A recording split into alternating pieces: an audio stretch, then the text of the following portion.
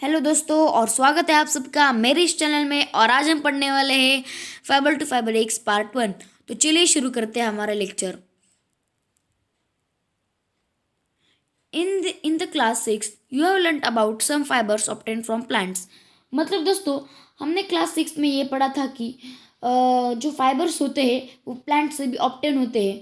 मतलब दोस्तों जो फाइबर्स जो कि प्लांट से ऑब्टेन होते हैं उनका नाम क्या होता है? कॉटन या तो jute. You also learn that wool and silk fibres are obtain from animals. मतलब दोस्तों हमने ये भी पढ़ा था कि जो वूल एंड सिल्क जो एनिमल्स फाइबर रहते हैं वो एनिमल से ऑब्टेन होते हैं। Wool is obtain from the fleece और the hair of the sheep और याक। मतलब दोस्तों जो ऊल रहता है वो शीप या तो याक के हेयर से मतलब उनके फ्लीस से मिलता है। Silk fibres come from cocoons of the silk moth. और दोस्तों जो सिल्क फाइबर है वो सिल्क मोथ के कुकुन से हमें मिलता है। Do you know which part of the sheep's body yield fibre? Are you aware how these fibers are converted into the woolen yarn that we buy from the market to knit sweaters? मतलब दोस्तों आपको क्या पता है कि ये जो sheep के जो बॉडी से हमें फाइबर कैसे मिलता है और हमको जो फाइबर रहता है शीप का वो शीप से हमारे मार्केट में कैसे आता है और मार्केट में आने के बाद हम उससे स्वेटर कैसे बनाते हैं, ये सब आपको नहीं पता है तो फिर आप इस लेसन को पूरा देखिए हमारे चैनल पर। Are you do you know do you have an idea how silk fibres are made into silk? मतलब दोस्तों क्या आपको पता है कि ये जो सिल्क फाइबर्स रहते हैं वो सिल्क में कैसे कन्वर्ट होते हैं, जो कि which is oven into saris, जो कि बाद में हमारी माँ या तो हमारी जो बहन रहती है वो जो सिल्क साड़ीज पहनते हैं वो उनके साड़ीज तक कैसे आता है, मतलब सिल्क मोत से लेकर वो सिल्क साड़ी तक कैसे कन्वर्ट होता है, ये सब हम इस चैप्टर में पढ़ेंगे। Animal fibres ul and silk. मतलब दोस्तों अभी हम पहले पढ़ेंगे उल के बारे में। Wool come from sheep, goat, yak and some other animals. मतलब दोस्तों जो उल रहता है वो शीप या तो गोट या तो याक और बहुत सारे एनिमल जैसे कि अंगोरा गोट, बाद में काश्मीरी गोट और बहुत सारे जो गोट रहते हैं उनसे हमें ये उल मिलता है दोस्तों। This wool yielding animals bear hair on their body. मतलब दोस्तों ये जो उल देने वाले जो एनिमल्स रहते हैं वो क्या करते हैं कि उनके आंख पर बाल बढ़ाते हैं और उनके बालों से ही हमें, उनके फ्लिस से ही हमें उल मिलता है। Do you know why this animal have thick coat of layer, thick coat of hair? मतलब दोस्तों आपको पता है क्या कि एनिमल्स के आंख पर इतनी छोटी सी या तो इतनी थिक लेयर की होती है हेयर की? अभी इसके बारे में हम पढ़ेंगे।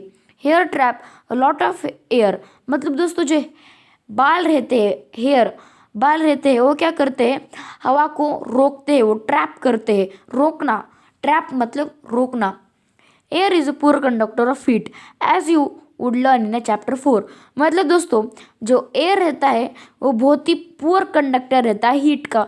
दोस्तों अभी जो कंडक्टर मतलब क्या होता है और हीट मतलब क्या होता है ये सब हम चैप्टर 4 में पढ़ेंगे, जिसमें हम सारा डिटेल में पढ़ पाएंगे, जो कि हम अगले पार्ट में पढ़ेंगे। So here keeps this animal warm. मतलब दोस्तों जो हेयर रहते हैं इनके वो एनिमल्स को वार्म रखते हैं ठंडी में, मतलब उनको गर्म रखते हैं ठंडी में, जिनके कारण उनको गर्मी ना लगे।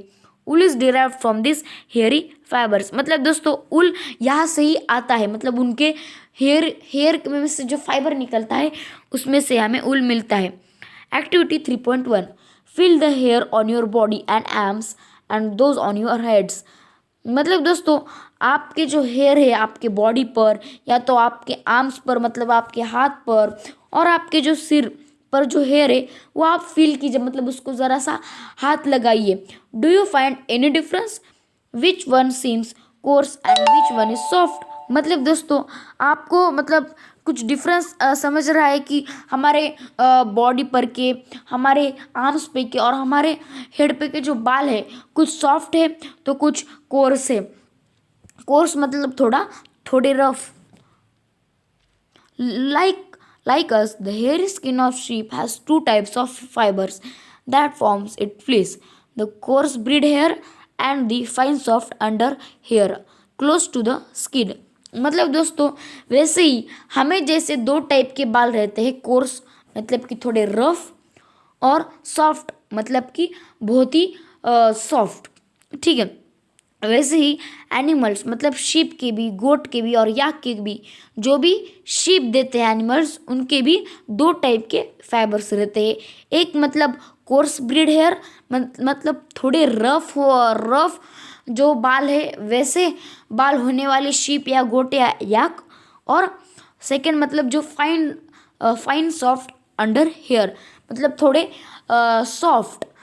सॉफ्ट बाल होने वाले शीप याक या goat.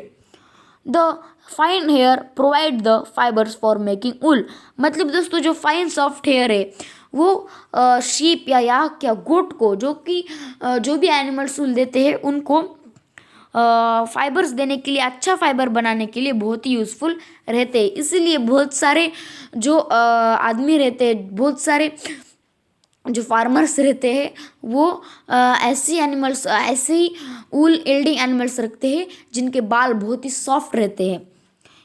The fine hair provide the fibres for making wool. Some breeds of sheep possess only fine under hair. Their parents are specially chosen to give birth to sheep which are only soft under hair.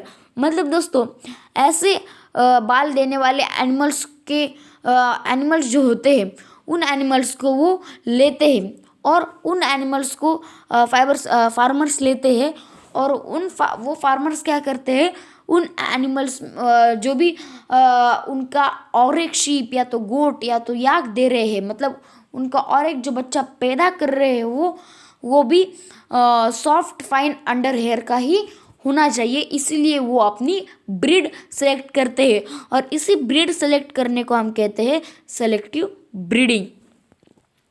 This process of selecting parents for obtaining special characteristics in their offspring, such as soft under hair in the sheep, is termed selective breeding. मतलब दोस्तों, यही process जिसमें जो parents रहते हैं, जो farmers रहते हैं, वो क्या करते हैं कि एक ऐसे पेरेंट्स को लेते हैं उनको बहुत ही सॉफ्ट अंडर हेयर रहते हैं, उनके ऑफस्प्रिंग को भी सॉफ्ट अंडर हेयर आने चाहिए, जिनके कारण उनका जो बिजनेस है वो बढ़ना चाहिए, और इसी ब्रीडिंग को कहते हैं सिलेक्टिव ब्रीडिंग। तो फिर दोस्तों, अगर आपको एग्जाम में ये डेफिनेशन पूछी गई what is mean by selective breeding, तो फिर आप ये लिख सकते हैं the process of selecting parents for obtaining special characteristics in their offspring such as soft under hair in the sheep is term selective breeding. इसको आप लिख सकते हैं दोस्तों। और यहाँ पे आप एक पॉइंट अच्छे से याद कर लीजिए, क्योंकि ये आप याद कर लीजिए कि यहाँ पे सिर्फ जो फार्मर्स रहते हैं वो सिर्फ सॉफ्ट अंडर हेयर वाले एनिमल्स को ही चूज़ नहीं करते, वो कोर्स ब्रीड हेयर वाले भी एनिमल्स को चूज़ करते हैं दोस्तों। तो फिर अगले पार्ट में हम पढ़ेंगे एनिमल्स दैट एल्ड वूल के बारे में, बहुत डिटेल में पढ़ेंगे दोस्तों। और आज के वीडियो देखने के लिए थैंक्स फॉर वॉचिंग। अगर आपको वीडियो अच्छा लगा है तो फिर लाइक कीजिए, शेयर कीजिए आपके दोस्तों के साथ, और सब्सक्राइब कीजिए मेरे चैनल के लिए। और आज के लिए बाय बाय दोस्तों।